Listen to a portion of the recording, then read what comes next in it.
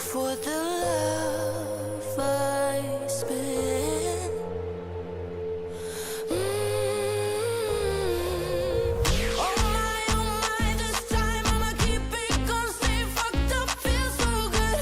High oh my, the sky underneath my feet, it never looked so good. Oh my, that's right, I'ma keep it up, stay fucked up, that's my mood.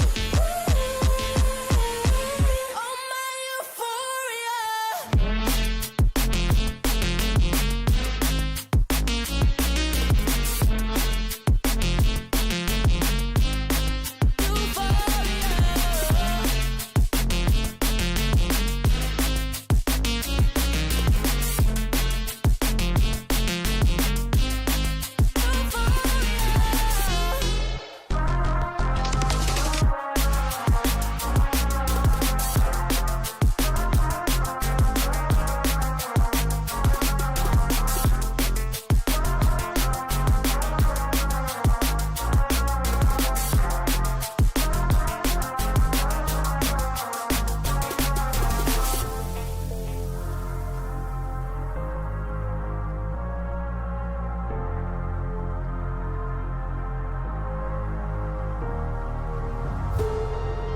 Pretty close to heaven now. Moments of euphoria. I am never coming down.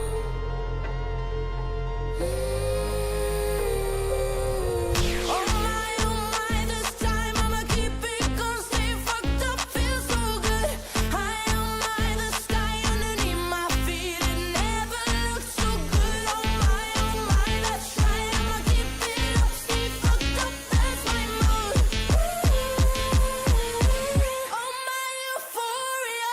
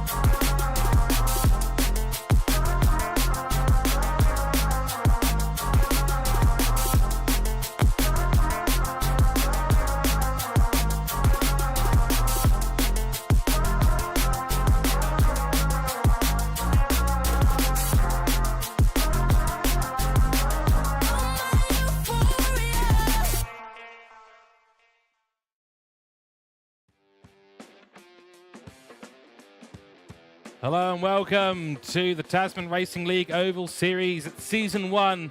And we're back for round 5 as we barrel now into the halfway point of this season. With technically 6 rounds to go, we've got a legacy round at Bathurst coming up next week. But for now, it is, of course, Echo Park, Atlanta. You can see it in the background there. Fascinating oval circuit, this one, 2.44 kilometers, 39 degrees Celsius out there for the lone qualifying that's happening right now in the city of Atlanta. 235 meters of elevation here, and of course, it is going to be a 100-lap feature race today. It's short, sharp, and I tell you, we've got a lot to talk about in terms of this track. Partly cloudy out there with a 2-kilometer-an-hour wind, 25 degrees C on the tarmac at the moment. Bringing you all the broadcasting this season, it is TrackSpotTV. My name is George Cooke, and I'm going to be joined in the commentary box today by John Wright, the Scottish man who you've all come to know very, very well. John, high banking, narrow surface here. This is pack-style racing at this oval, 100%. It absolutely is, George. Good evening to yourself and to everyone out there watching. Hope you're all looking forward to this one. Keep your powder dry and chat for the moment, because it's going to get ignited once the 1.5 miles of Atlanta is firmly under the driver's wheel. We've got some solid banking around here, George. The super speedway, and of course the The straight between turns 4 and 1 changed back in 1997 to add this little double kink. It's going to be interesting to see how the drivers navigate that little gem tonight as well when they're bump drafting towards victory. Oh, it is going to be interesting. And of course, the pit entry here as well and exit actually very tricky given the angle of attack in from those little kinks that you're talking about. So we're going to have big lead changes here today, 3 or 4 wide, maybe. Very close finishes, also a regular occurrence at Echo Park Speedway. For example, in February 2024, the finish was separated by 3/1000ths of a second. So hoping we're going to see some photo finishes across the line today. That'll be definitely one for our bucket list. We've almost seen it a couple of times. So let's take a little look now at the current championship standings, and in the lead on 223 points, it is Wright Rear Racing's Lucas Blake, followed closely by his teammate at Wright Rear Racing on 214 points, not separated by much, only 9 points in it. That's Damien Coates, then it's Kelvin Clark for 1-9, 5 points behind them. And then, of course, it is Nicholas Heath for Wright Rear Racing, who are really dominating the season so far. 192 points for him. And then we've got Lewis Buhajar for Hybrid Sim Sports in 5th, followed by Tom Williams. What a season he's got to come back to. He's got to make up a lot of positions quite quickly in this to be in the fight for the overall win. Then it is Wade Georgeson for 420 Oz Racing on 149 points, followed closely by Matthew Searle, our resident newbie to the Oval Series. A man who definitely is learning his way, as I am, through the Oval Series. There's a lot to learn, let's just put it that way. In 9th, it is Ryan Llewellyn for Black Cobra Motorsport on 145 points. Jack Kelly-Reid, the privateer, on 142. Followed closely and nearly into the top 10, Jared Williams for Phantom Sim Sports on 141. Then it is Adam Van Dongen for Black Cobra Motorsports, debuted a couple of races ago. Nick Burling going from being a privateer to NBM Motorsports racer now, so 89 points for him. Jordan T. Nelson for Trident Racing on 76. Daniel Hutchins for Back Shed Racing, I should say, on 56, followed by Boone Blake for Wright Rear Racing. Cliff Potter in 18th, and then rounding out the grid, it is Dylan DeBono for Velocity Sim Lab. 7 points only, but, still in it. There's going to be a lot of fun, and tell us a little bit more about this track. What are we going to be expecting today, John? Well, it is a super speedway, so we can expect nose to tail, nose to tail, nose to tail. A lot of bump drafting. The drivers obviously going to have to be careful how they bump draft. Sure that they all stay between the mayo and the meat grinder, which is the wall on the outside. There's no mayo and mustard in these tracks. No, we've got the mayo and we've got the meat grinder on the outside. So yeah, it's going to be a high speed difference. Bump drafting is going to be absolutely vital here. We've seen that in the earlier speedway, 20 to 30 km/h difference being partnered up with another car. So this one, yeah, the drivers are going to have to be absolutely on. And the strategy again, George, do you hold them or do you fold them? Do you come in the pits or do you wait on the inevitable safety car, which inevitably didn't come last week? So the drivers have got a big choice on their hands. But yeah, super speedway, there's usually a few wiggles here and there, so I'd expect at least 1 or 2 safety cars. I think the drivers will be banking. I'll see myself out on that one here at the highly banked Atlanta Motor Speedway. Sorry, Josh, that was terrible. We can edit that out, yeah?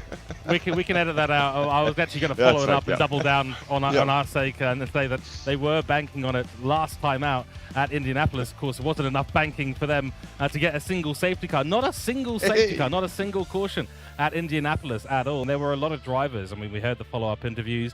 We saw them in the chat and Discord after the fact, and they were all bemoaning the fact that there was no incidents. We had a few slides here and there, but, Indianapolis, it's wide, it's open, and frankly, there was a lot of good driving that day that just meant they saved themselves when they got loose. Indeed they did, yeah, and they got loose quite a few times. I mean, I'm sure it was more than just the back end of the cars that got loose, given some of the near incidents that we've seen. The back end is a rear end simulator, I would say, at Atlanta. Very much, not Atlanta, Indianapolis last time out, and it's going to be a little bit the same today. Yeah, let's see what we're going to get. It's going to be an interesting one. Let us know. Welcome into chat. You're watching on TrackSpotTV YouTube. Give us a like and a subscribe. That is much appreciated. It really goes a long way to help support the channel. And, of course, go and check out Tasman Racing League. You can find all the results of the season so far for the Road and Oval Series over on simracerhub.com. TrackSpotTV.com. And then in the description, you'll find a permanent link to the Discord for TRL. So go and get yourself involved. The racing here has been brilliant thus far in the season. Next week, as you can see, the season schedule on the right-hand side there. Next week will be our Legacy round at Bathurst. No points for that round. It's all about the fun, and we've got some very fun things planned for that round. It's not just the fact that we're seeing the trucks go over the hill. There's also going to be a few other surprises for not only the drivers, but also for you, ladies and gentlemen, watching at home. Then, of course, on the 5th of November, we head to Auto Club, and then it'll be Talladega, Martinsville, Michigan, and Miami. And John, I guess, we can ask chat this. Chat, let us know your answer to this question. But out of the remaining races, Atlanta included, which one are you looking forward to most? I mean, I don't want to jump straight onto Martinsville because the drivers may well try and lynch me, because that, of course, is absolute insanity. I do love my super speedways. I have to admit, I'm a huge Talladega fan. I mean, I wake up every morning and I piss excellence, so it just goes to show how in sync I am, of course, with Talladega. I'm looking forward to that motor speedway one, but Martinsville, I think, very, very, very short course. If we thought that Indianapolis tested the back end of the cars, Martinsville is going to test absolutely everything on the cars and the drivers. That one for me is going to be fun. But of course, Bathurst, watching these trucks go over the mountain next week, George, I know. that is going to be a standout highlight of the season, I think. It's going to be completely wild, and we do have some extra information to throw your way for the race tonight as well. It is, of course, 100 laps close quarter racing, but can Nicholas Heath defend his shock victory at last season's Atlanta race? That's season 0, the premiere of what was to come. Can Super Speedway aces Lewis Buhajar and Boone Blake break through for their first win of the season, or can Lucas Blake, in fact, find himself in that situation? He's been searching for it all season long so far. Came very close at Daytona, although that ended rather quickly, unfortunately. Came close at Iowa. At Indianapolis, of course, he managed to get second place overall. So, at the end of the day, he's got that podium. Now he needs to lock in and really find a way to get himself onto that top spot so he can secure that. So a number of drivers vying for that win. We've actually had 4 different winners in the first 4 races of the season, ladies and gentlemen. So are we looking for a 5th today? We may well be. We're going to have qualifying results up on your screen in a few moments' time. In fact, I think in a few moments' time might even be right now. So let's go to the grid and see who's qualified where. And it is Lucas Blake on top by 78 hundredths of a second over Tom Williams, who makes a return to the qualifying podium spots. Wade Georgian, the 707, 85 hundredths behind our leader and only 7 1,000ths of a second behind Tom Williams. He'll start on the second row of the grid next to Matthew Searle, who has an equal time but must have set it after Wade Georgian. So that is a brilliant, brilliant qualifying. You can see already how close this is going to be. 5th place to Jack Kelly-Reid, followed by Ryan Llewellyn on the 3rd row of the grid. And then, of course, it is Lewis Buhajar in the number 18 car, 0.125 behind our leaders. He's going to be on the grid with Nicholas Heath. Then Jason Hutchins rounds up in 9th from the 5th row of the grid. Beside him, Daniel Hutchins in the number 5 car, separated only by 1/1000th of a second. It's absolutely nothing out there. At the back of the grid and qualifying in last place, but not least, it is going to be, of course, the number 11. We are getting ready and we will shortly go out on track. In fact, we are being told we're going to go there right now. Here we go. Right, I think we are about to be coming out of the pits in a few moments' time. So, ladies and gentlemen, we did get pushed along there by the by the game and by our broadcasting technology, but we are looking forward to this start. It's going to be great. And Lucas Blake, John, he has got a real opportunity today. He does indeed. I'm going to be honest, though, that's not where I'm watching today.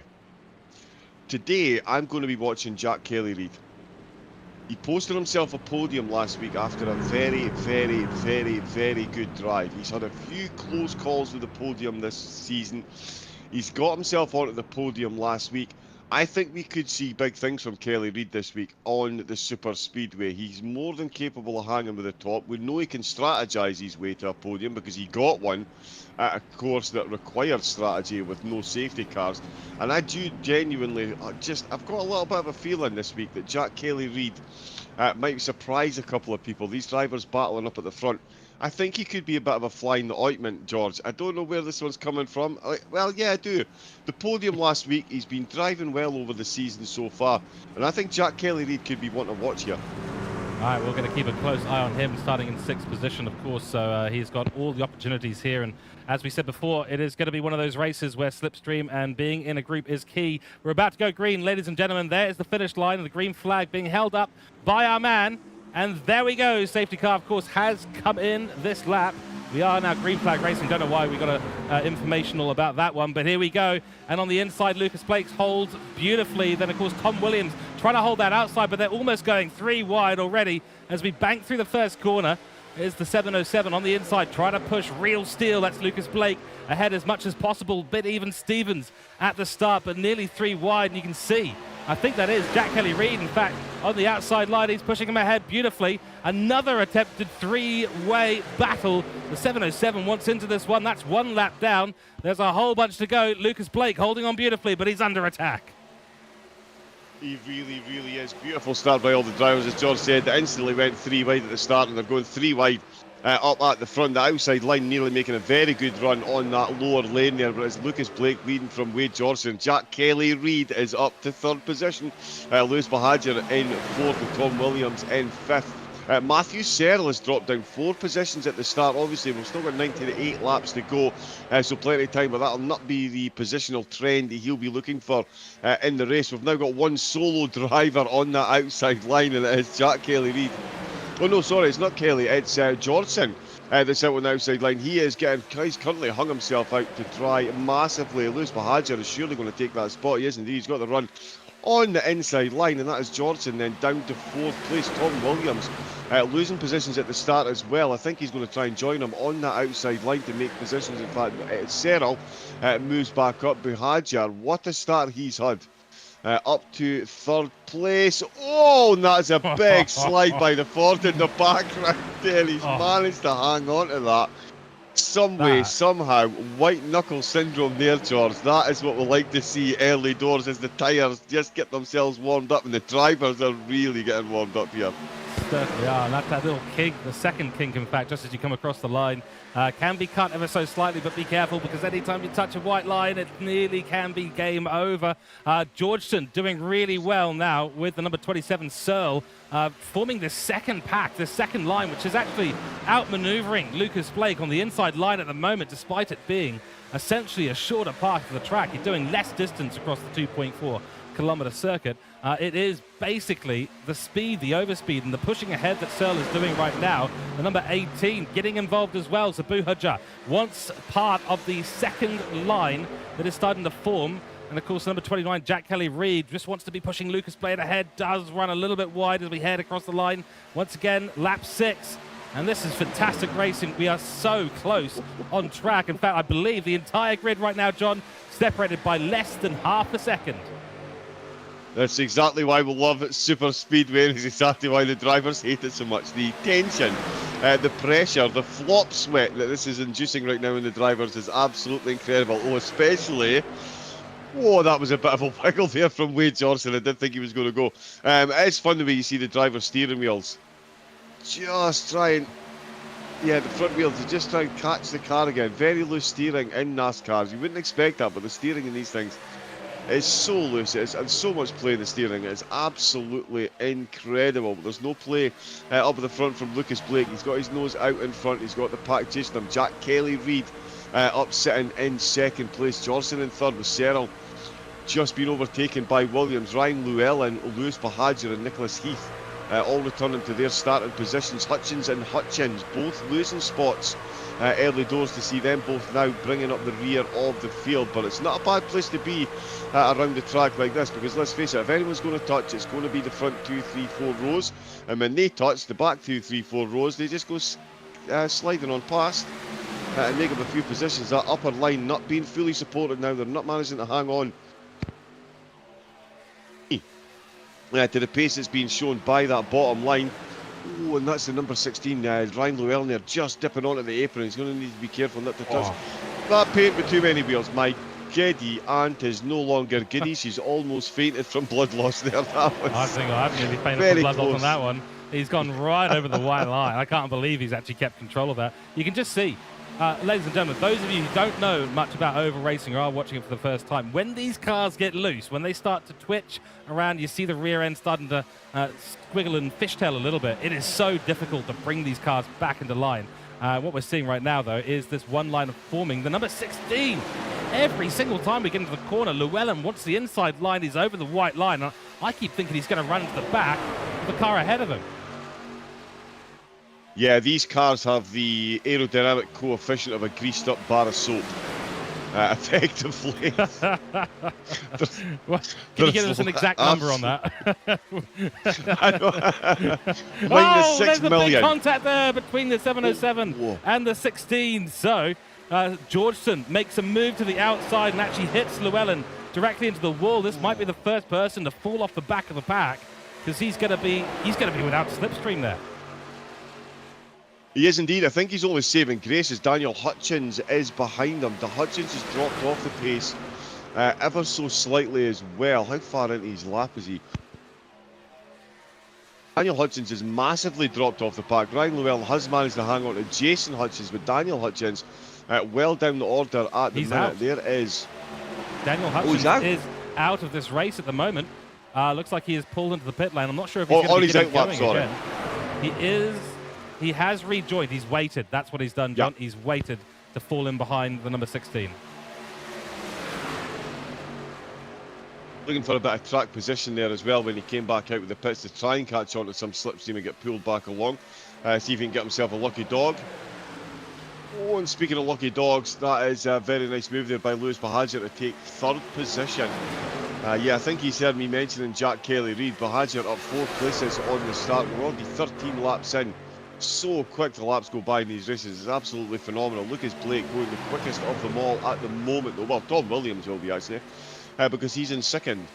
Sam was between Blake and Bahadur. Bahadur got form here. We know how good he is. And he is perfectly positioned at the minute. Oh, right under the white line. I'm just getting heart attack after heart attack. I think someone's going to be getting a bill from me later on once I'm out of hospital. That is just... Indeed, the medication's expensive. It is very expensive, you know, and so is the potential funeral as well. All jostling for positions, 2 lines still going. It is the number 1, 6, 18, 10 in one line, 29 and 707. Georgeson wants a piece of this again. But I tell you what, right now, Kelly-Reid in not a bad position. Tell us a little bit more about why that outside line is good. Number 10, Nicholas Heath almost bins it across the finish line. Oh, and there we go. Good night. Contact between the two. Has he saved that? He has saved that somehow, some way. Heath, once again, he is the man. Every time this guy loses traction, he somehow recovers. Yeah, I bet he was wishing he didn't recover there, actually, because it would have got a yellow flag. That's dropped him off. That's Heath and Hutchins having a bit of a contact there. And it's thinning them out up at the front. We've suddenly gone from Noah's Ark 2x2 to very much a single file. As George was saying, the outside line can often be the preferable one because there's less centrifugal force the higher up the banking, which means less tyre wear. You do use a little bit more fuel taking the higher line lap after lap. You're hitting higher RPM, so you save tyres, but you don't quite save so much fuel, but you do get yourself up to a fair rate of knots. But at the minute, second line, he's going for the inside line as well there. That's Lewis Bahadur. Very brave move up the inside there. Couldn't quite make it stick. Didn't have the run on Williams that he needed. Williams will be on high alert after that one. Lucas Blake, he'll be looking in his rear view mirror. Can't believe he's looking at the minute. We've got 6 drivers that are separating themselves from the rest of the field. Only one, or the only 2 in the top 6 that actually changed position are Lewis Bahadur and Boone Blake. Bahadur up 4, Blake up 5 positions. As we look like they're thinking about forming an outside line. No, they need at least a third car to come with them. Oh, and is that third car going to be Lewis Bahadur? Is he going to throw the front 2 under the bus and join the outside line? He thought about it. But here comes Matthew Serrell looking to lead the charge around the outside if he can. They've got Boone Blake, who's just dropping a bit off of Blake. Boone Blake was just that little bit closer. The outside line could have themselves a bit of a shot, but you can see the difference when 3 go up against 2.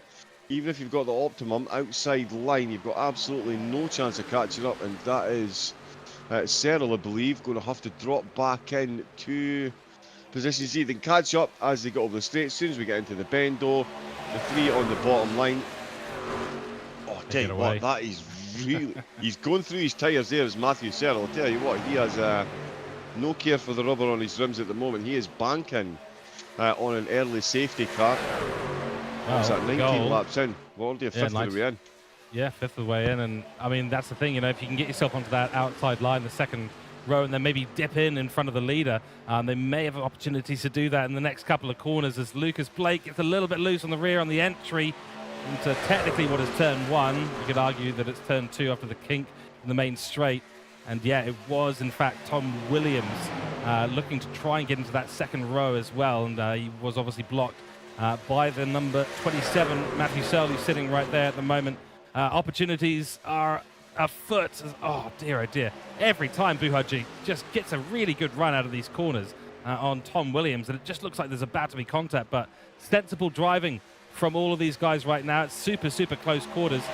They are separated by absolutely nothing on track right now. Lucas Blake leads us from Searle, from Williams, from Buhaja. And there's an opportunity now for Matthew Searle around the outside line and coming around towards the checkered flag. He's by himself, but he's got some overspeed. Wow, he really does. He's held that pace absolutely magnificently. And he's now challenging side by side with the leader, unaided there. You can see Lewis Bahajar, and he's... Oh, not Lewis decides to stay on the inside line again. So Lewis is staying on the inside line. He is holding his track position. Matthew Searle on that outside line, just lapping pretty much on his own. We've got somebody coming up to join the back of that group. Oh, it's Jack Kelly-Reid, who is just on the back of that group. He's threatening that outside line as well. These top 6.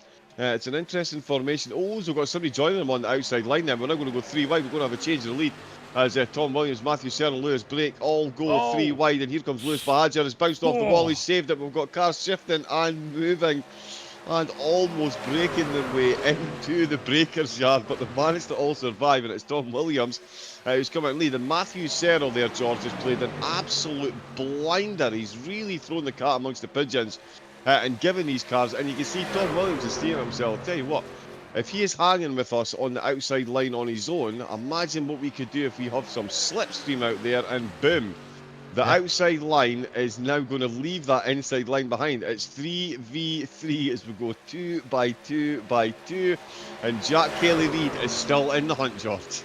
He is indeed, yeah. Tom Williams, big opportunity for him. He's hunting down his first race win. Lucas Blake hunting down his first race win. You can see there Matthew Searle in the picture for a race win today as well, pushing Tom Williams ahead to try and make this outside line work as best as possible. And you're fighting against the shorter race distance, or lap distance I should say, of the inside line, but able to use that overspeed effectively, and they are doing that at the moment. And yeah, Lucas Blake, he's really got no option now. He just needs to hang on to this lower line and hope there's a mistake in the second. And if there isn't, then you might find himself getting overtaken. But as long as it's not by a car length, John, I think that's the critical thing. If Tom Williams can get a car length ahead of Lucas Blake, and if the number 18 is not working with Lucas Blake to try and keep this inside pack going, he'll find himself overcut. Tom Williams will be ahead. Tom Williams can then duck in front of that first car and take the lead effectively on the inside line. Yeah, that's exactly what we'll be looking to do. Although, to be fair, with the lack of tyre wear that you'll get on that outside line, I think we are going to see a few of them try and hang out there. Although, yep, again, it changes dynamic once again. It is 4v2. And there is Kelly-Reid up to 3rd. Williams in 4th. Matthew Searle now finds himself behind Wade Johnson. So he's dropping off a bit now. Is he feeling a bit of tyre wear maybe? Or has he just been quiet? Maybe just sick of being the chased and wants to be the chaser for a while. Do a bit of fuel saving while you're in the slipstream, George. Because as we know, we've spoken to the drivers out there as well. Lap after lap, race after race, they've all mentioned that the fuel saving here vitally important, and you can only really save fuel if you have cars ahead of you. And I tell you what, the number 6 looks like he might not have cars ahead of him. We did see that, of course. Like that. Yeah, we did see that, of course. Lewis Buhaja at Indianapolis was on 3rd place, got 5th. Why? Fuel. Ran out of fuel in the last 150 meters of the race. And as you say, the fuel numbers have got to be calculated absolutely perfectly. So you've got to know when to push and when not to. And I think that Tom Williams has probably used a fair bit of fuel, as probably did Jack Kelly-Reid, to try and just maintain that outside line and hope that something sort of falls out of the sieve as a result of it. But yeah, instead of being the chase and wanting to be the chaser, well, fortunately, if you can't, you've got to get your best Darragh O'Brien impersonations out. Yes, that's a reference from The Chase, ladies and gentlemen. I am a proper TV nerd. Anyway, that is the 707 still hanging it out, Georgeson there, but this is how quickly, John, the things can change in this lineup. Kelly Reid still holding on to 4th. Tom Williams, who started 2nd on the grid and was following Lucas Blake all the way through, now, of course, over down in 5th position. And Matthew Searle, the big winner out of all of this at the moment, he's found his way up and actually got in front of our former leader, Lucas Blake. But opportunity here maybe to save fuel for Blake? I would say so, didn't yeah, Searle there. He's just vaulted from the back to the front of that pack by a considerable margin. And yeah, he's got a good little breakaway there. So yeah, Blake will be looking to hold on some fuel now if he can. Buhagiar will be looking to hold on. Oh, that's a bit wide on that exit there, but he's managed to save it. That was very nearly a paint scraping exercise there. That's one way to reduce the weight of the car, I suppose. You scrape the wing mirrors and the paint off. A little bit of pain on the walls on the way round.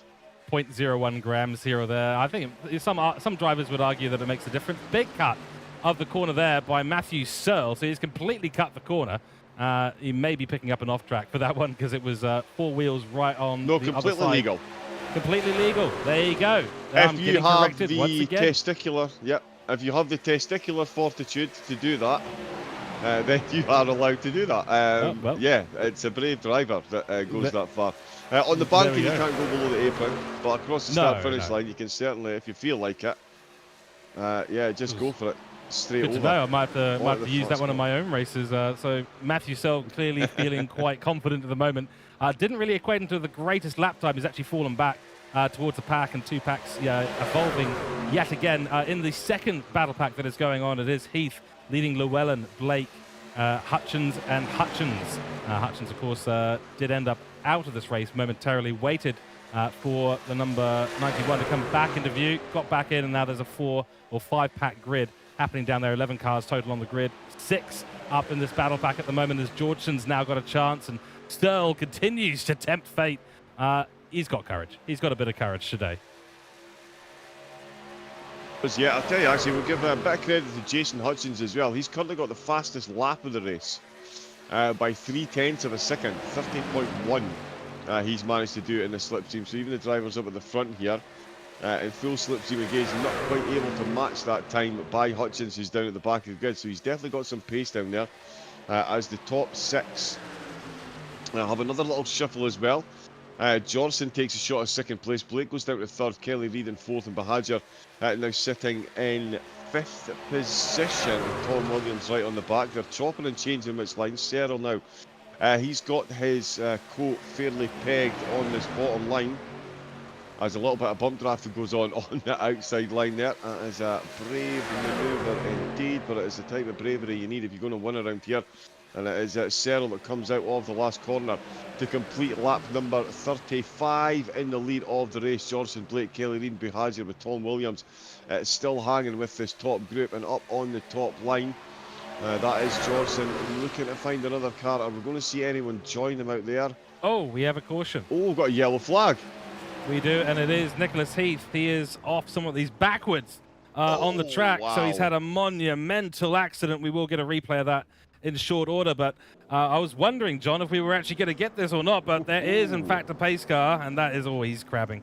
Yeah, he is crabbing across the track. The car is in all sorts of bad shape. Let's take a little look at the replay of this one, and we've caught it a little bit far out from what's actually happened, so we'll try and find a way to get back to that and see exactly what has happened. In fact, I believe the broadcasters are going to do a bit of a rewind for us. No, they're not going to at the moment, so we'll go back to live pictures for the moment, and that'll be a pit stop for Nicholas Heath in a few moments' time. In the meantime, we are, of course, behind safety car, so keep an eye here. This is going to be a tricky one, because at least now we've got some slowdown on the track and a chance for some to reset. Daniel Hutchins will be a happy man. Let's see if we can take a look at this replay. Yes, here we go. Okay, so that is actually Jason Hutchins at the moment. We're just seeing if we can catch the perspective of Nicholas Heath as he comes up to the crash that inevitably has happened at some point on this circuit. Let's keep an eye. There we go. And you can see contact between the number 16 And the number 10 is what has happened there. So that is the result. And Llewellyn, he was actually in the top battle pack, John, for a while, was Llewellyn. And he was dicing with the rear end of a couple of cars. Unfortunately, it has happened. It's happened in the second battle pack. And Nicholas Heath has found himself in the pit lane, getting some serious repairs to the car. Flurry of pit activity happening out on track now. Yeah, Lewis Bahadjer's come into the pit, so has Tom Williams. So those two have come in. Cyril, Blake, Johnson, Kelly Reid and Hutchins have all stayed out. Interesting times, 37 laps in. Now, to me, that would have been a good time to get yourself into the pit and get some extra fuel. Somebody's missed their pit box. Oh, not There's ideal. someone doing not ideal, and that'll be... There goes Daniel Hutchins. He's going to get his lucky dog lap, only a lap behind. First driver, Austin the list, is the one that manages to get that. Yeah. Do we know who has missed their pit box? That is... I think... Was it Llewellyn? I think... I'm just trying to tell here, but I think Lewis Burger has got a black flag next to his name. It's not coming up on our main display at the moment, but I can see it in the timing. There is a black flag for Lewis Burger, and he has come into the pit. So I think it was Lewis Burger who has managed to do that, and not ideal at all for him.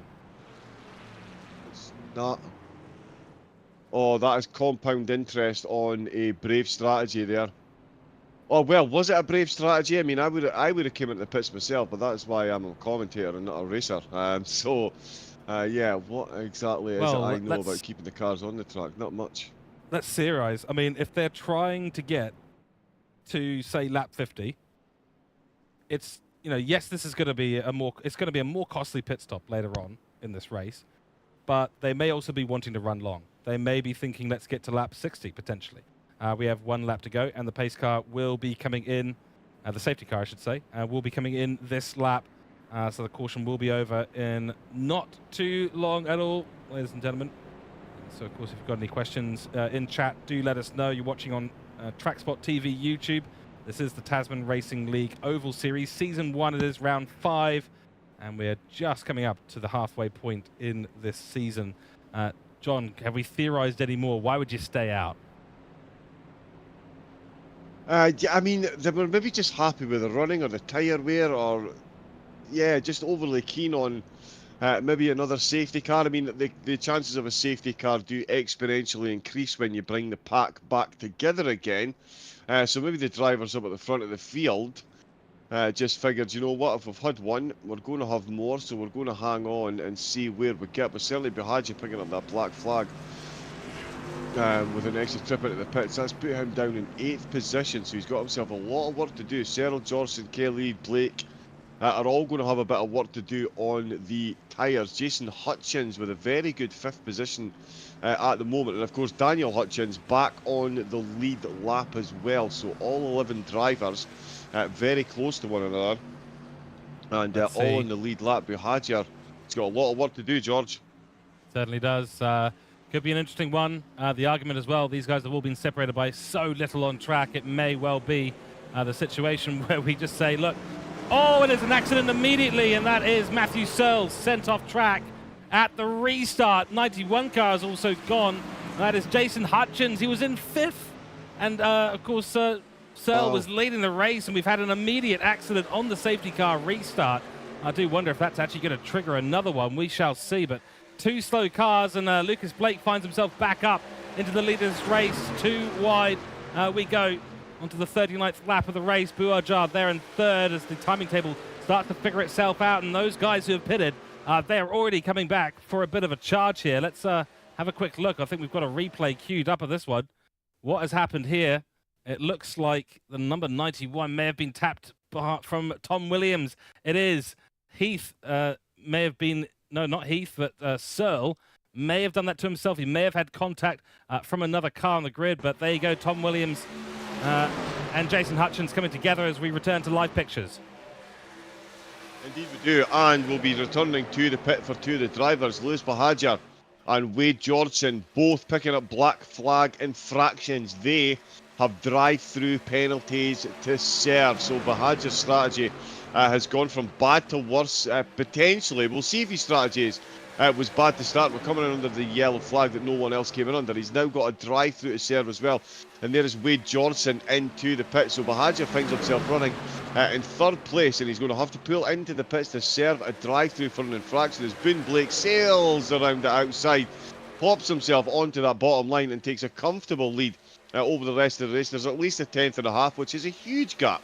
Wow. Oh, sorry, 0.2 of a second. A monstrous gap in this field. But it is the two Blakes that are leading the way. Kelly Reid in third, Heath in fourth. Bahagia tumbling down the order as he pulls into the pits. Johnson in there serving his pit stop. And we've got another car pulling into the pit there as well. Oh, that's Bahagia pulling out of the line to pull in to serve his penalty. So it's Blake from Kelly Reid from Heath from Llewellyn, who's now back up into the top 5. I've said it before, George, and I'll say it again. Oval race giveth, and oval racing taketh away.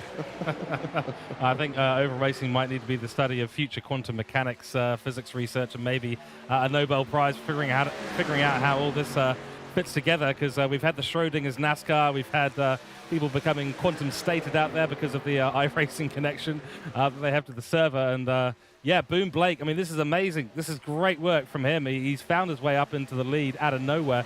Qualified, I think, was right down the back of the grid for the start of this race. We've got a replay happening now of Matthew Searle. I think he's just had a slow start there, and someone's gone into the back of him. I don't think there's anything malicious 100%. there, but he's just gotten the restart wrong, and Searle has put himself into an awfully awkward place. 6 seconds down on Hutchins, who's 4 seconds down on this pack. Kelly Reid attacking now, trying to form an outside line. Heath is quite happy to have the slipstream from Lucas. And, of course, that means that Kelly Reid's been hung out to dry only of his own accord. Not ideal. You're really hoping when you dive up to the outside, someone please come with me. Please come with me. I need help. Yep. Let's hold hands and skip merrily through the meadow.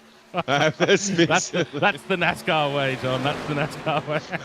Exactly. As the Burns machine as well, though, Heath, after those early incidents, finds himself back up into what is now effectively third place, as he does manage to hang with Kelly Reid. So those two hanging on to third and fourth for the moment. The Blakes leading the way. Kelly, Heath and Reid. Oh, very close. Kelly Reid, is he playing a smart game here? He's going to be saving a bit of tyres. He's not going to be saving any fuel out there. That is for absolutely sure. Here we go.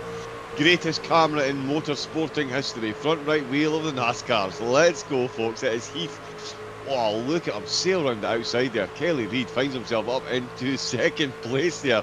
I'm talking about saving tyres and fuel. Kelly Reid is looking for the race win early doors. We're fast approaching the start-finish line, and we're fast approaching the halfway mark of the race. All 11 drivers out on track.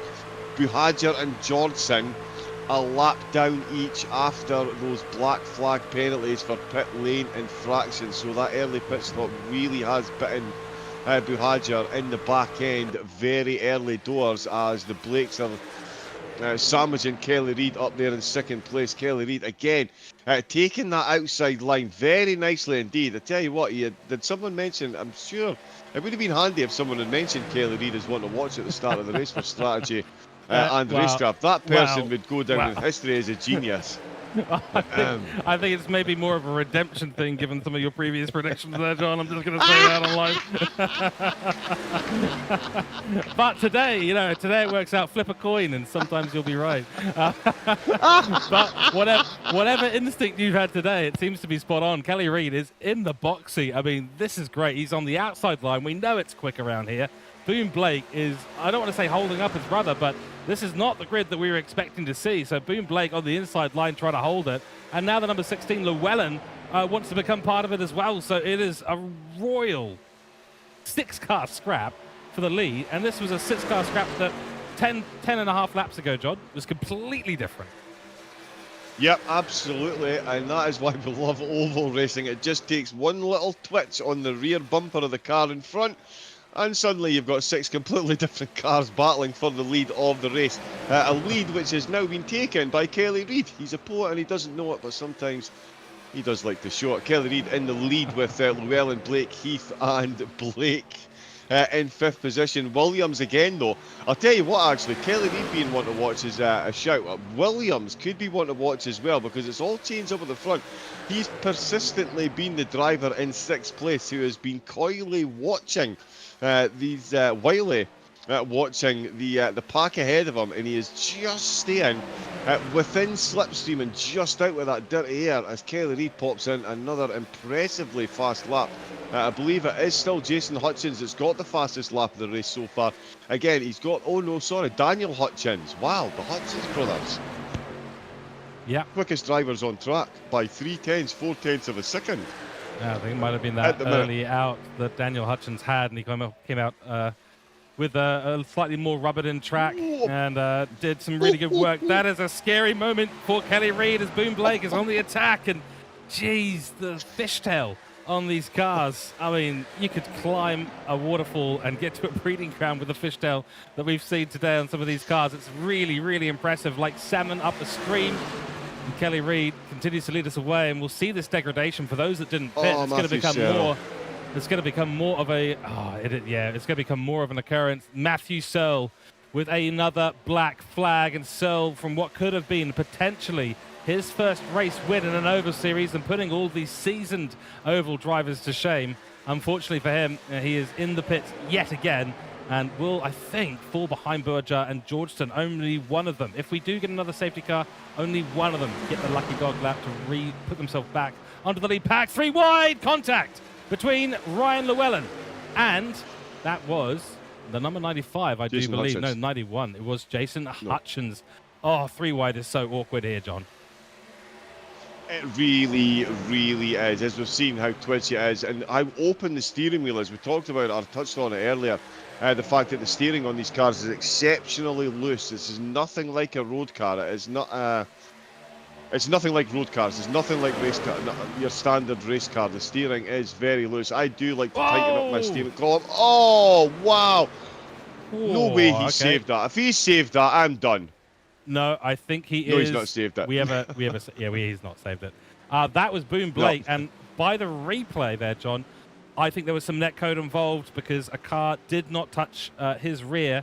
I think it might have been Ryan Llewellyn or Nicholas Heath. It was one of the number 1 cars. The cars starting in number 1, so it could have been any of them really. But it did appear that it was a bit of a netcode. Let's have a little look and see if we can snatch maybe the end of that little contact there. Let's have a little look.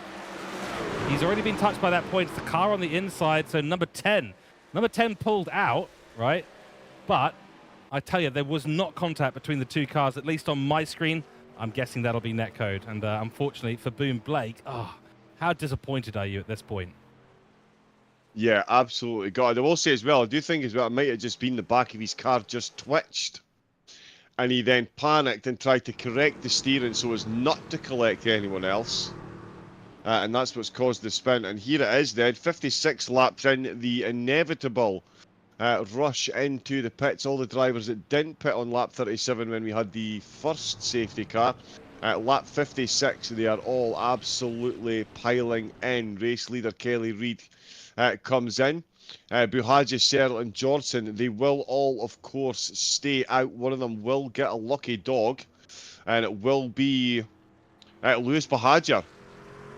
So Lewis gets thrown a lifeline just over the halfway mark of the race. We'll see if he can make any improvement on his standings. Quick turnarounds in the pit. Is Kelly Reid already on his way back out? He is indeed. Absolute lightning pit stop there from Kelly Reid. Williams and Lucas Blake getting out. Daniel Hutchins, who spent a lot of time down at the back of the field. He's the fastest car out on track. He is now back up into the top 4. There's going to be some shimmying and shaking. The cars will be put back into a commensurate running order. There goes the wave around.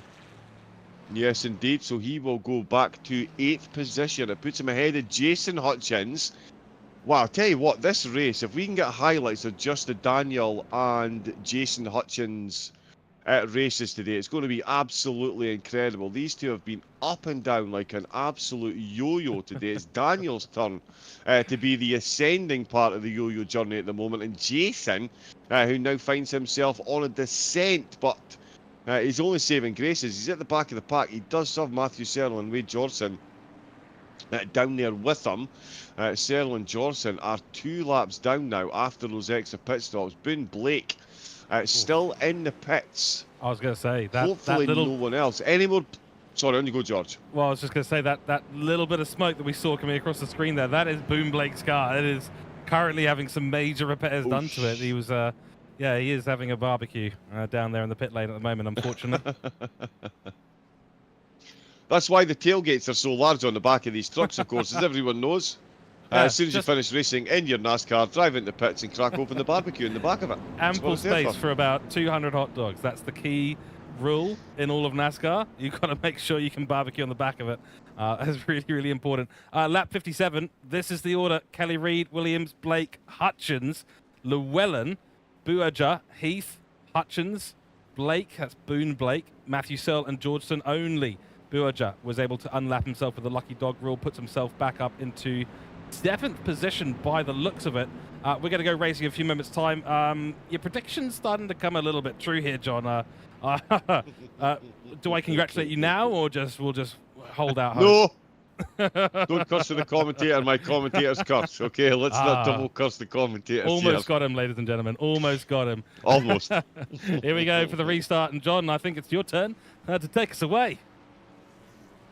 Let's go then. There is the green flags, and we are flying once again. All 11 cars back in close contact. It's Kelly Reid from Williams, from Blake, from Hutchins, from Heath.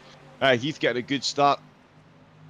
Oh, there was black flags. Boone Blake's got a meatball. He's out. Heath has got a drive-through penalty. And George Cooke has completely cursed Kelly Reid and given him a drive-through as well. So, Jack, all mail to George Cooke at "Why did you do this to me, George? What have I ever done to you?" And P.O. Box, thanks very much. Counter complaints to John's predictions at wrong.com. Well, we shall see. We shall see, ladies and gentlemen. There's still 40 laps to go in this race. Tom Williams leads us away, which we're back to nearly the qualifying order here. Lucas Blake qualified first. Tom Williams was in second. Llewellyn may be a shoo-in for a podium today. He's going to have a crack. And Lewis Bahaja, he is looking to do what oval drivers love to do. Find themselves in the pit early, drive through penalty, but still back up in contention for a podium. Painful one for Kelly Reid and Heath. They're going to find themselves back with Johnson and Searle, and Blake has got himself a meatball. He's still in the pits repairing. That is a long, long time to be getting the smoke out of the back of that car. It's going to need a complete engine rebuild by the look of it. But Blake and Williams, they are leading the way. We've got no outside line this time. We've got one car. I believe that was Jason Hutchins. Daniel and Jason Hutchins, both 5th and 6th place. What a race for those two so far. Incredible. Oh, the M&M's machine having a bit of a wiggle in the middle of the track there. Matthew Searle very nearly finding that rear spoiler coming through his front windscreen there. Of course, M&M's, Daniel Hutchins. Keep an eye on that one. A favourite of mine, actually made a livery once. Instead of M&M's, it was McLaren to McLaren. So it's a McLaren covered in M&M's. Anyway, before I digress too much, there's Nicholas Heath on the outside line. Booerns getting kind of launched to the outside of the track. Whatever if he's made a small mistake there, does bring, that is the 707, Georgeson back into it. But of course, he's a lap down as we see the number 2 still sitting off the side there. And Boone Blake, what could have been today for him? He was temporarily leading this race, and we are potentially on for the 5th different winner in 5 races here at the Oval Series. If it's one of Tom Williams, Blake, or Llewellyn, we will have a new 5th individual winner of a race in this series. The only person in this grid right now to have won a previous one was a couple actually, but Lewis Buaja, I believe, has one to his name. Yeah, and that is again the beauty of oval racing. 5 different winners potentially in 5 races, because it is just, yeah, such an incredible format for racing. It really is the great equaliser. I think rain on a track is the great equaliser. Just come oval racing. Everything is equalised instantly. Matthew Searle right back in the hunt as well. He's going to be wanting to watch. They're dipping low onto that line across the start-finish line as well, trying to save as many millimetres off the track as they can. That is Ryan Llewellyn leading the charge then on the outside line. He's got Matthew Serrell behind him. And here comes the Burns machine once again. Nicholas Heath. He thought about supporting the outside line and decided to withdraw his support unceremoniously as they got onto the bend. He's pulling back into line now, but that is Tom Williams on the outside line. He's looking to take the lead. It's himself and Llewellyn. They're going to almost go 3 wide as we head through the start complex, through the 2 kinks and into turn number 1 we go. On the way out it is Matthew Serrell and Ryan Llewellyn that are to the top line if they can, and we've actually 16 that is, sorry, that's not a 6. My old eyes do need the big spectacles on. That's all good. Is 16, that 6 yep. or 16 out at the front? It is actually not 16. the 6. So he's got 6 on the side of the car, but it's actually a 95 on the top of the car. So it's not your eyes. You don't need to go and get a checkup. It's it Williams. is Tom Williams. I thought we had the back marker in the hunt there. I was trying to figure out who that was, but no, that is Williams. Yep, 95 on the top, 6 on the side. So it's not my old peepers that are going. We've got someone pulling into the pits by the look of it. Yeah. Heath has got a black flag. Wow, so he's cut the apron on the corners or something. He's got himself a drive-through. Of course, you can't do it here at the start-finish. As you can see, they will cut that bend absolutely mercilessly. But that is another black flag. How has he got we've that, seen though? quite a few. That's more moment black there. flags than we've seen this season. It is. It's been a wild race so far. 2 safety cars, more black flags than we can count on our fingers and toes so far. Matthew Searle is a lap down, FYI. You are seeing the 27 there, trying to push Llewellyn ahead. Welcome into chat, 19 saying, "Go Williams, best drive left in the field." Maybe a little bit biased there, we shall see. And saying, "Admin preferred league," winky face. Thank you very much, 19, for jumping in. Hope you're enjoying the coverage. Well, your man, Tom Williams, being overtaken now by Llewellyn, who's going to be able to duck down to the inside line as we see. Number 10, Heath just trying to stay out of the way as much as possible. And Searle wants to get on past and get on with his race, but he's right there in this lead pack. But a lap down, Georgeson in the 707, trying to get back into this one as well. So those two, Searle and Georgeson on the outside line, a lap down. The real race is what we're watching on the inside line at the moment. Leader of the race, Llewellyn, from Tom Williams, from Lucas Blake, from Buhaja, from Hutchins. That's Daniel Hutchins, and then, of course, Jay Hutchins. The Hutchins brothers going for it at the moment. Oh, and there's Heath again. Haja. No, it was Heath. Oh, it's Heath. Heath absolutely blown off the track there. And he has entered the Shadow Realm. He has gone from this race at the moment and out. No, I did see Lewis Bahadur a couple of times here having a bit of issues on the corner exit there. But yeah, Heath absolutely shadow realmed himself there off into the infield section. And that finds him. Yeah, he's instantly out. So Boone Blake and Heath both out of the race early doors. But Matthew Serrell is at the front of this pack, but as George said, he's down in 7th place at the moment, so he's punching through the air for the race leaders, and it is always fun times to see how they deal with the blue flags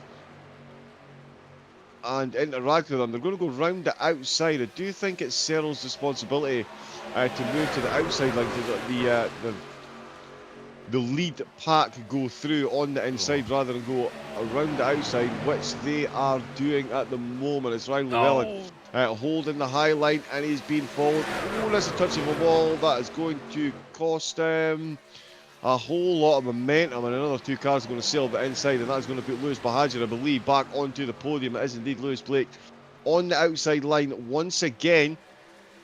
He's now trying to follow Llewellyn, the race leader. Llewellyn, the race leader, is about to be undone because Williams is in the slipstream behind Matthew Serrell. He's got Bahadur behind him, and Williams is going to feel a bit hard done by here because he's been dropped by the rest. Oh, no, sorry, not Williams on the outside. Blake on the outside. He's getting dropped. Bahadur back in the podium mix, and Matthew Serrell still leading the way here on track anyway, down in 7th position. Kelly Reid's come back out of the pits in 9th place after that drive-through penalty. He is 1 lap down and a fair chunk of change on the track as well. He is in absolute no man's land on his own. About a third of a track behind the rest of the field. So it's a painful one for him at the minute. Showed a lot of promise early doors. That promise is very quickly out of the window. Interestingly, Matthew Serrell does have Georgeson directly behind him as well. Or very close to them, sorry, side by side. Those two are battling for 7th position, while the cars around them battle for the race lead. So it's an interesting battle that we've got going on at the minute. Llewellyn and Williams, the top two cars. Mahajer sitting there, 3rd place in the standings, 5th on track at the minute, as Serrell and Georgeson look to battle for position, George, right in the middle of the lead pack. It is a very, very, very interesting dynamic at a course where drivers can touch the ball and have a wiggle. Oh, Georgeson, well, this is it. You know, we don't have one potential kingmaker here. We might have two in the mix at the moment, and not much that Serrell and Georgeson can actually do to get out of the way, because they're locked directly into this pack. And in fact, Llewellyn kind of relying on this. He's playing a game of chess right now, and I'll tell you, that bishop on the outside line is looking to make a checkmate at some point in this, because he is locking out, or the two blue flags are currently locking out Tom Williams from getting ahead. So there's going to have to be some interesting maneuvers done to get past and get up ahead of Llewellyn. And we only have 24 laps to go. Welcome in Boone Blake to chat, saying we just don't care for intentional wreckers. Exactly. Well, it was unfortunate. He did have contact with, I think it was Heath.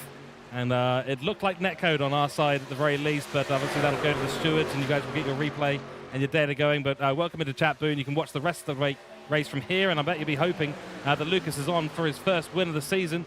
He's managed to get a podium last time out at Indianapolis. Now he's searching for that top spot. Boom Blake also saying, good to see you're still a fan, Chris. I think talking to the guys at 19 Racing. Another wall scrape for Georgeson. What can Tom Williams even do in this position? And then what can Buerger and Blake do? They're really locked in here. It does feel like you're playing a game of chess, and your king's backed into a corner with a rook right there.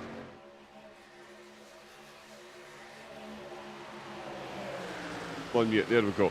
Yeah, someone's pulled the castle, George. They've stuck them right in the corner.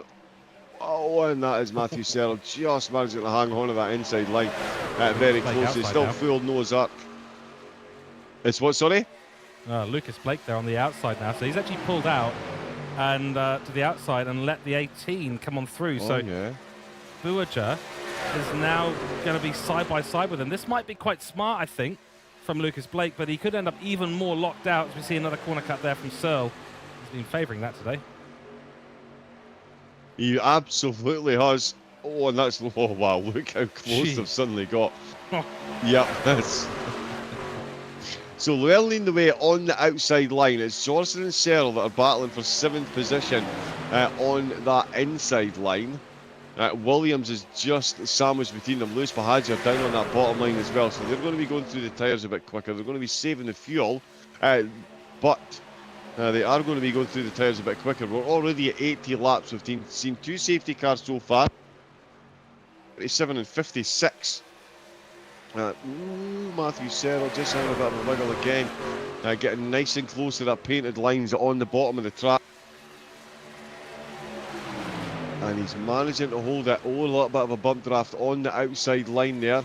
As Llewellyn and the team trying to get their way past. But yeah, they're absolutely locked horns at the minute. Matthew Serrell, it's not the easiest to let the cars past. But Llewellyn is trying to do so. There's only 2 on the outside line. Oh, contact. Again. Oh, whoa. that is scary, scary stuff, especially on that high banking part of the second corner. Terrifying to watch. You know, the cars suddenly start to move. As soon as they start to move in a direction other than slightly left or straight ahead, I do start to get out palpitations, I'll tell you. Chat, with 20 or 19 laps to go now. Let us know your predictions. Who do you think is going to get it? Tell us in chat. We'll regale ourselves with those predictions later on, as Llewellyn gets touched by the rear, at the rear by Georgeson. And I did say a moment ago, John, Kingmakers, there's a couple of them in this field right now, and it could honestly make the difference here. Oh yeah, that absolutely could be the difference between winning and losing for everyone over this top part. I mean, at this stage, Jack Haley-Reid is still in the hunt. He may be a lap down, but if one of these drivers up at the front twitches, it's all over for quite a few of them.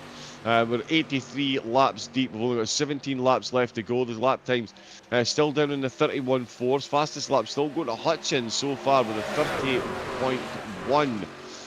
30.1. Phenomenal time by Jason Hutchins as Llewellyn vaults past Williams to take the lead. Or does he? Yep, Williams got the inside line. Llewellyn on his own on the outside line once again. Searle and Johnson, the drivers, still in the mix there. Yeah, confirmation on screen. Hutchins with a 30.178 and his brother with a 30.237. 3 or 4 tenths quicker than anyone else. Sorry, John. Every time I can't help myself but react to Llewellyn nearly diving onto the inside line, and oh, that could have gone very, very wrong. We've had a very funny comment in chat from Delicious Rioli saying Searle back in the wall in under 3 laps. An interesting prediction there. I'm not sure how that's going to equate to the top 3 positions, but it might unleash Tom Williams. We shall see. But I think at the moment, let's take a quick look. Actually, when did they all pit? I think it was. Oh, well, the prediction comes true. Unbelievable scenes we're seeing here, and it is the 2. It is Llewellyn and Searle having an enormous accident. Oh dear, that has gone completely wrong. That means that Williams is now actually able to be released. Delicious Rioli, I think you need to give John a lesson on a mediumship there, because you have predicted the future, mate. And a caution. Indeed, No surprise there at all. Can you pick your 6 favourite numbers for me, please? Asking for a friend. Can I also have an extra one on that? 6 + 1. That'd be great. Yeah. Oh my goodness. Get the bonus ball as well. Clean up. Yeah. Another. Yeah, and I tell you what, George, 14 laps to go. This is an interesting one. Look at the safety car comes flying through. Nothing safe about that rejoin, mate. I can tell you that. Black flag. And yet they're coming into pits. Oh, George, we've got our last. We're going to have a last quarter dash for the line. And did someone say Lucky Dog Jack? Oh no, it's not Kelly Reid. It's going to be Lewitt. It's no, going I to be think it might be Hutchins. Kelly. No, I think it'll be Kelly Reid. Jay Hutchins was up in the lead pack in this one, I believe. Oh yeah, right. Okay. Sorry, yeah, a couple of them have come into the pits, right? That's why they're suddenly showing us a lap down. So yeah, we'll see. In fact, we're going to see who comes into the pits first. Oh, look at them. That is just painful. Yeah, the engine has absolutely died a death there. Matthew Searle as well. He's got absolutely no get up and go whatsoever in that car. And he's going to need to be fast-towed back to the pits by the look of it, because that thing is not moving. There he goes, under its own steam. As we watch the replay once again, yeah. Trying to find it. It is a little bit tricky with this. I think we will get it eventually on this one, John, and yeah, you can break it down for us. That was the close moment. I think it was moments after this that we saw it actually happen. Yeah, he dipped down onto that inside line there, almost made contact to avoid it. Well, I've seen Searle on the inside line, again with the loose steering, just a bit of a wobble every time he comes out with the corners, heads back up the track ever so slightly, as Williams tries to pull down onto the inside line. Searle still holds on again. We'll go over the white lines and the checkered line there to finish a lap. Oh, so he took a bump draft. There was a slight bump draft from the car behind, which giddied him up and giddied him along into the back of Matthew Searle, and that is what's caused that contact. Daniel Hutchins is in second place. Would you like us to say it again, ladies and gentlemen? Daniel Hutchins is in second place in this race. What a drive. Absolutely amazing. Go the M&M's car right now. That is absolutely fantastic. And yeah, at the moment, we're set to have a new race winner in this series. It did look like, unfortunately, it was Georgeson got the overspeed, slightly tapped the rear of Llewellyn. He's obviously then gone sideways. It's gone straight into the side of Searle. And essentially, the Kingmakers, 2 of them being involved in that incident. Georgeson's dropped to P6 in this race. And yeah, unfortunately for the others, that has become a rather sorry end to what's been a fantastic day of racing so far. We'll just have a quick look, if we can, of the pit lane exit. The broadcasters will take us there, as we'll see a few file out of the pits in a few moments' time. There goes the 91 car. So that's Jason Hutchins. Actually, maybe he was. Maybe he will end up a lap down, John. Yeah, he seems to be back out. Wade Johnson is ahead of Kelly Reid and less laps down. So he might get a wave around. Yeah, there was a thought process that was having there as well. It's going to be into 88 laps. So less than 10 laps to go. Are we going to see the race end under green and white checkered flag? I think this could be an absolute mad dash for the finish line here at the end of this one. As you say, we're very likely to see a new winner here, unless of course Lewis Bahadur can make his way through. He's back up into the top 4, sandwiched by the Hutchins brothers. As the safety car pulls off, we are green flag racing once again. It's Blake from Williams from Hutchins. No black flags from the pit stops this time, so that is the one anomaly that we've had in the race so far. We've seen so many black flags with drivers violating the pit lanes, and the top front two, Williams and Blake, look like they're going straight into battle. Indeed. Fully engaged with one another. Lucas Blake's had an awful run off the line there. He's lost the pole position that he had moments ago to Tom Williams, so clearly a little bit of a difference there in the initial launch and maybe tyres and all that. Georgeson is still in the mix in this lead pack.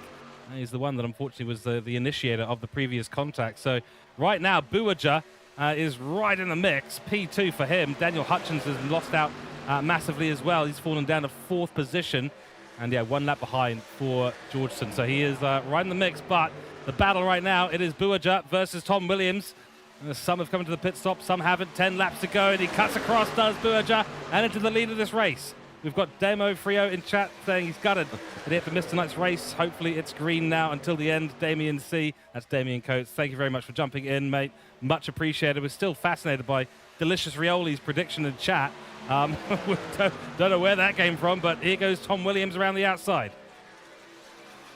Indeed he does, yeah. Looking for a big slingshot around the outside there. Couldn't find it. He's hung himself out to dry as Blake comes up to 2nd place. Lewis Bahadur is leading the way. Just, you've got to love oval racing. I mean, how has he managed it? He was black flagged at one point, drive-through penalty. I did think his early pit stop under the safety car was the right strategy. A lot of cars stayed out. I did question the sanity of that strategy, the way it played out afterwards, but Bahadur back in the lead of the race, so he will be serving the commentator some humble pie at the end if it stays like it is. We're 92 laps deep and we are 5 deep up at the front. Johnson, Kelly Reid, Serrell all a lap down. Llewellyn, Heath and Blake all out of the race so far, but not out of the race by any stretch of the imagination. Bahadur, Williams, Blake, Hutchins and Hutchins. Jason and Daniel have both made up 5 places so far, each in the race. They are the 2 fastest cars out on track, and I tell you what, if either of these 2 come through to win, there will be absolute scenes in the commentary box, I can assure you. Williams retakes the lead temporarily on the outside line, George, and these 2 really are going at it, and that could be the key to let one of the Hutchins brothers in. As he falls into line, almost takes a bit of contact. And Lucas Blake is trying to decide where he wants to position the car as well. I think what we also need, John, is a complimentary interview with Jack Kelly Reid after this one, just for you know, science. There we go. Yeah. Tom Williams falls back into line yet again. Buaja up 6 positions in this race, had a shocking qualifying, but Daniel and Jason Hutchins as well didn't qualify particularly well, up 5 positions as you can see on your screen right now. And there's a touch. Oh, there's contact between Blake. No, it is Williams and Buaja. And Buaja has been sent into the barrier on the right-hand side of the track, just across the race finish line. And that is yet another change-up to this. I was actually going to say and correct myself, Buaja and Williams. Williams has won a race. Buaja has not won a race, so that was an opportunity for him. And now Lucas Blake is the man in the top spot by some distance. Unbelievable. 5 laps to go. What? This is brilliant stuff. So absolutely phenomenal. So Blake in pole position. He's back in the lead. Yes, I was just about to say, lucky number 7, Jason Hutchins. He's made up 7 positions for 420 Oz Racing to get himself into 2nd place. He's got Tom Williams behind him, So we know he's going to have his work cut out for him, because Phantom Sim Sports is certainly a good name for Williams, because he will be like a phantom behind Hutchins at the moment. Hutchins going to the outside line now. Is he trying to show? Well, I'll tell you what, he gave Williams the offer of taking the inside line and joining that pack. And I'll tell you, Hutchins, Jason Hutchins, is he playing this one like a wily campaigner? He certainly is, because Daniel Hutchins is not too far behind. Could we see the two brothers on the podium? It could happen here. Blake Williams, Hutchins puts his nose in the lead. Now, for me, it did look like Hutchins, Jason, was trying to go to the outside line to show Hutchins and Williams onto the inside line. They both declined his more than generous offer. So Hutchins says, well, you know what, if you guys don't want... Oh, that was so close. Oh my goodness. He is going from left to right to left to right, and it is scary at the end of this race. 2 laps to go down the 91. Jason Hutchins could be your first race win of his season. It could be Lucas Blake's first race win of the season. It could be, potentially, Daniel Hutchins up onto the podium as well. 0.3 is the gap between him and Tom Williams. That battle's happening behind. You've got 2 cars in here that are not in this battle. The 29, of course, Jack Kelly-Reid, and the 707 Georgeson involved in some action a little bit earlier on that determined some of our current standings in this. And Jason Hutchins has moved to the inside line and put his car ahead of Blake, and Blake is going to try the same move that Hutchins performed on him a few corners ago. And this is going to be a fascinating end of the race. We are coming up to the last lap. Boom, Blake in chat saying Dale Earnhardt, interesting. The Wolf saying, hello lads, welcome in. You are catching the end of what has been a spectacular race. Last lap antics about to happen. Oh, Jason Hutchins gets loose. Georgeson needs to back out of it and not be involved in this battle at the end of the race. Lucas Blake, and for the couple of quarters we've got left, it is Hutchins ahead of Blake. This is going to be it to the end and all the way to the line. Hutchins, that's Daniel Hutchins, not able to find a way up in front of Tom Williams as yet, and Lucas Blake on the outside line. It's probably disadvantage to him. It is. He's made a mistake into the final corner. Across the line we go. Jason Hutchins is going to take it. Lap 100 out of 100 is about to be over. Or, yeah, there we go. It is it. Jason Hutchins. Wow. What an absolute stunning victory that is. Lucas Blake will have to take second place in this one after finishing 0.2 of a second behind his potential first race win of the season. That was epic. That really was. The Hutchins brothers on the podium from near dead last at the start of the race. Absolutely phenomenal scenes. Everyone will be eating M&Ms today in the pit lane, I can assure you. Jason Hutchins, take a bow. What a race. Lucas Blake denied a race win again after another pole position, finishing in second. Daniel Hutchins in third place. We've got someone doing a bit of the old wheels, but as Jason there, shredding the rubber off the rims in celebration.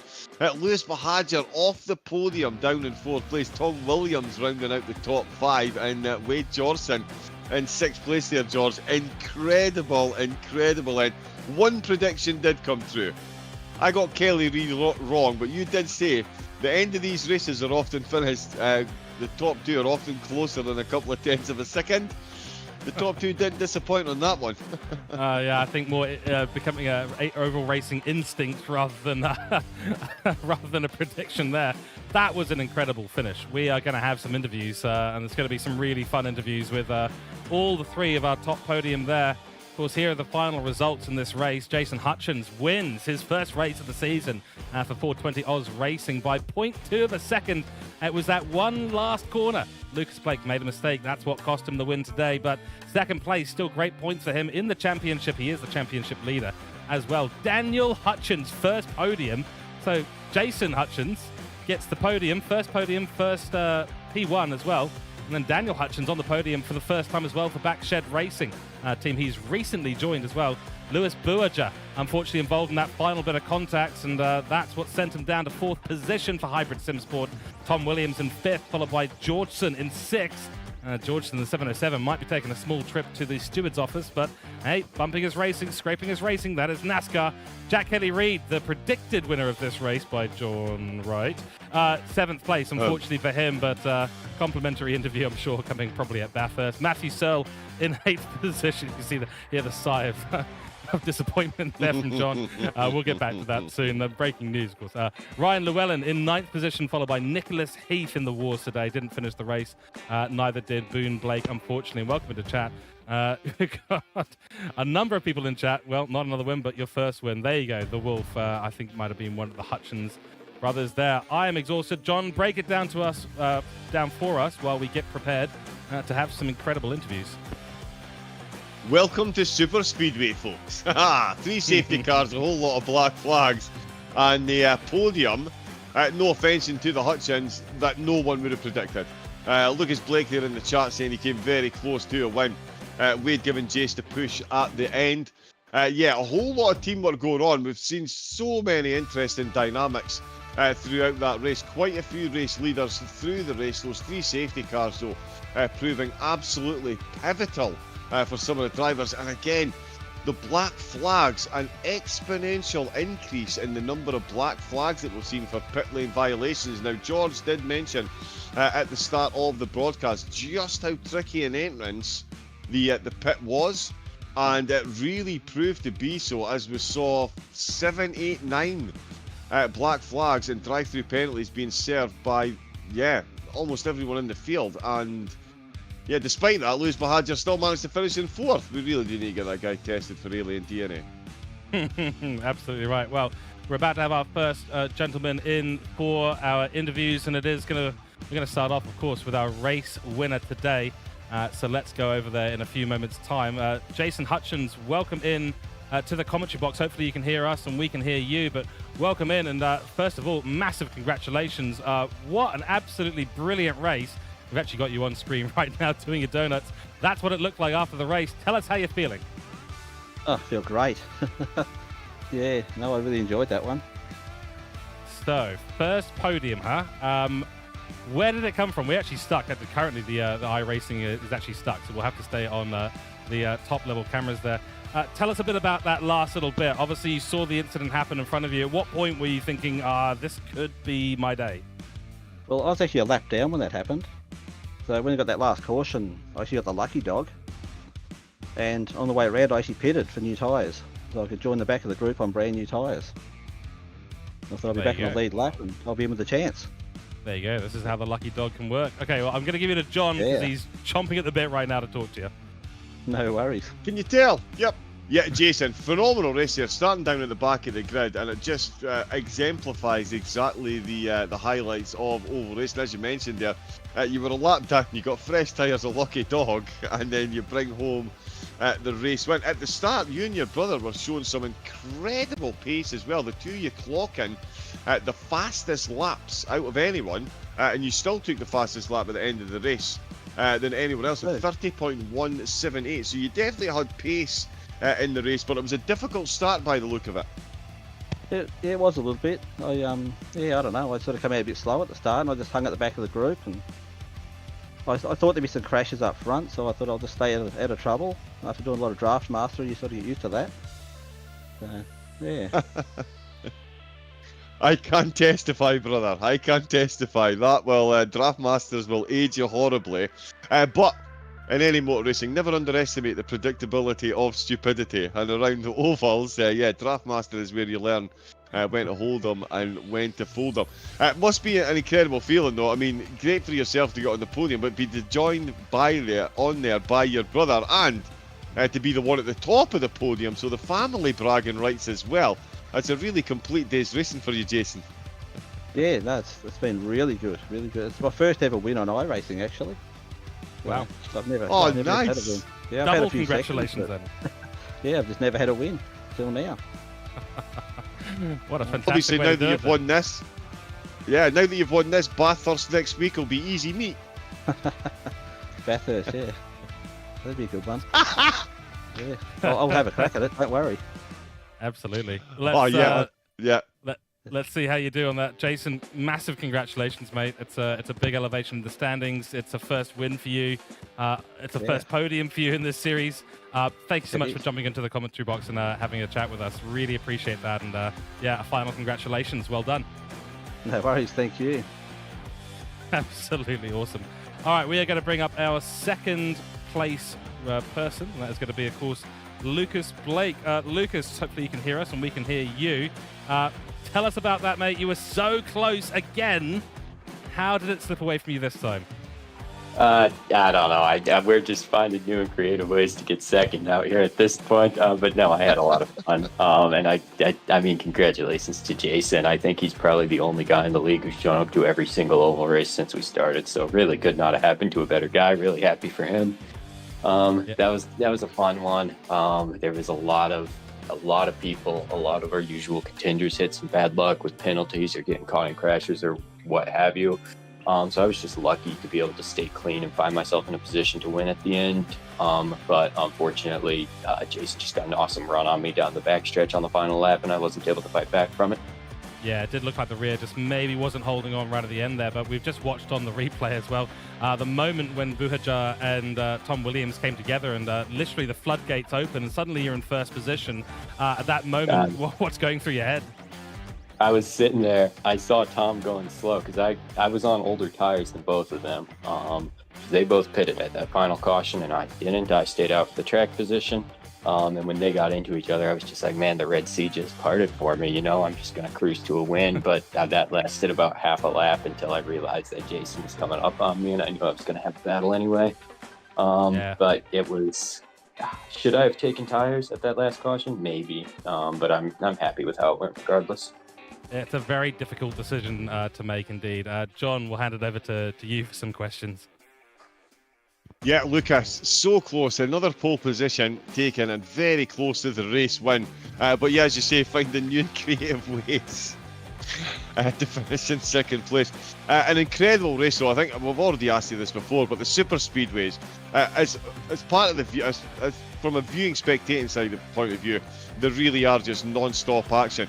How tense is it out there for a driver, especially at one point we saw Matthew Searle and things who were down in 6th, 7th place, who were right in the lead pack. I mean, up here in Scotland we call that twitchy bum time or squeaky bum time. How were you finding that particular phase of the race?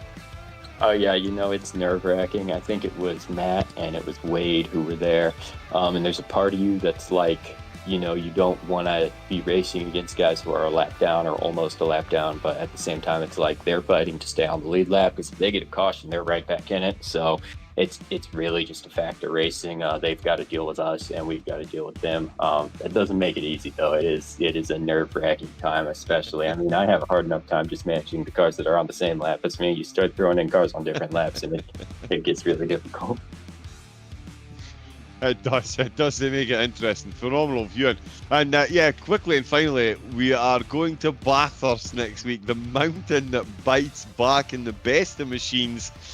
These maybe not the best of machines for the roads. How are you feeling ahead of next week in Bathurst? Ooh, my goal is to finish all the laps. I'm not even going to say my goal is to not hit the wall because I know I'm going to hit the wall.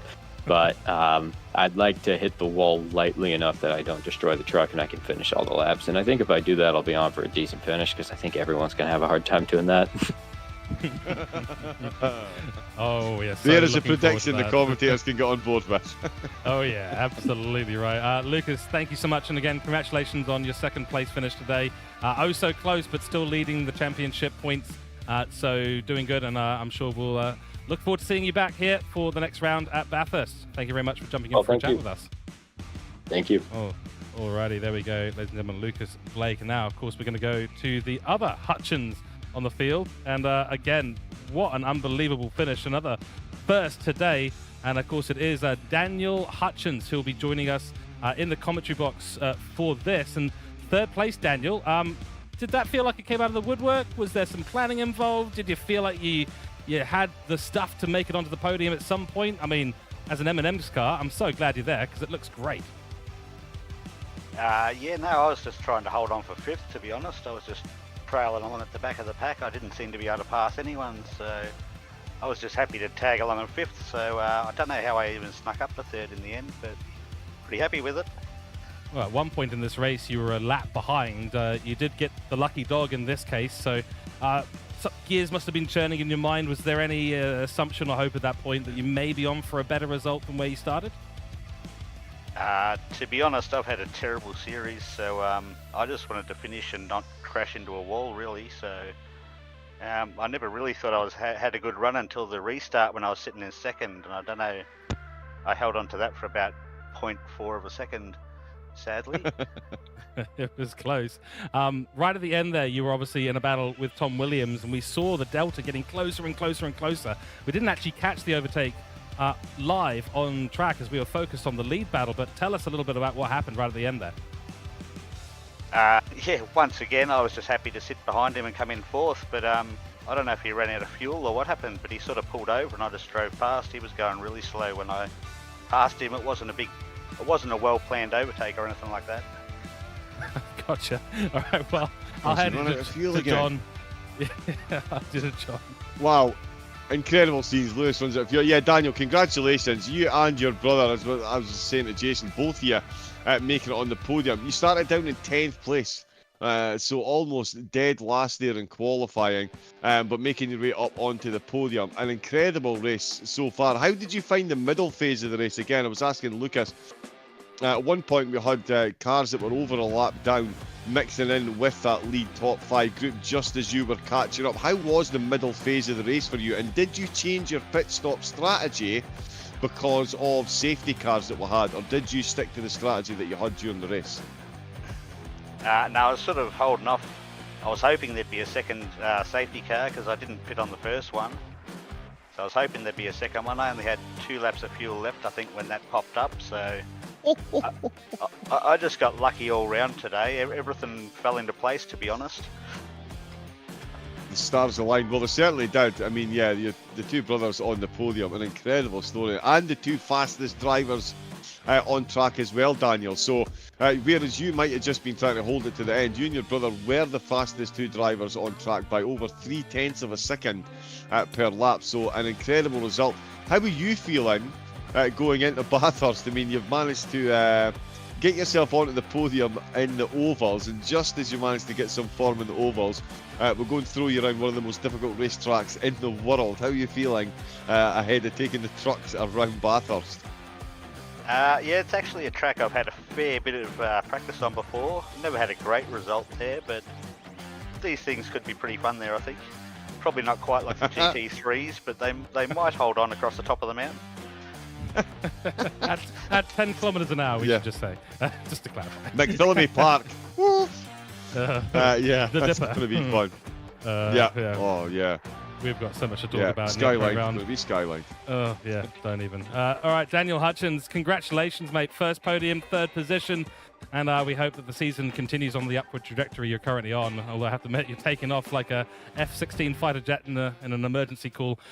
So let's see how things continue for you. But thank you for coming in and having a chat with us today. Yeah, no worries. Hopefully I get to come back in and have another chat before the end of the season. We look forward to it. All right. Thank you very much, ladies and gentlemen. We have had some great interviews there. And what a shake-up, John. Absolutely unbelievable. So where do we even begin with this? Because that was a fantastic bit of racing today. And we've got Bathurst next. No points at Bathurst for obvious reasons, of course. But I'll tell you what, I am so looking forward to that race results on your screen while we digest what was an incredible race. Indeed, yeah. I mean, oval racing, it really does have it all. As the drivers there on the podium were saying, a lap down when the final safety car came in on lap 86 of 100, finds himself on the podium. Oval racing giveth, and oval racing taketh away. Unfortunately, someone needs to take the fuel calculator away from Lewis Bahagia, because he's cost himself another podium. That's going to be the big takeaway. Fool me once, shame on me. Fool me twice, get a new race engineer, is the message for Lewis, I think. But yeah, oval racing, the highs and the lows. We had Cyril, we had Kelly Reid, long-time leader. Heath was looking in the hunt as well. Early doors dropped out. It really is all-encompassing racing, and Atlanta once again proven to be an absolute barn burner of a course, George. Can't wait to see how the guys and gals do at Talladega. That's going to be absolutely fantastic. Of course, before Talladega, we will go to Auto Club on the 5th of November, and then it'll be, of course, 12th of November, Talladega, the John Wright round, let's call it that. 19th of November, it'll be Martinsville. 26th of November, Michigan. Then on the 3rd of December, we'll have our season finale in Miami. But next week, ladies and gentlemen, tune in same time, same place, because it's going to be Bathurst. And oh boy, we have got some surprises in wait for all of you. So make sure you hit that notification button, like and subscribe the video, and get yourself notified of upcoming races here at TrackSpotTV, and specifically Tasman Racing League, because I tell you, 29th of October is a date you need to put into your calendar and make sure you're here live for that event. It is going to be absolutely wild. For now, that is going to be our coverage of round 5 here at Echo Park Atlanta Speedway. Fantastic race today. We've been so privileged with a great way to finish off halfway distance of this season. My name is George Cooke. I'm here with John Wright, and of course this is your broadcast coming from TrackSpotTV. Until next time, we will see you then, and for now, stay safe, take care, and of course we'll see you in a week's time for Bathurst. Bye bye.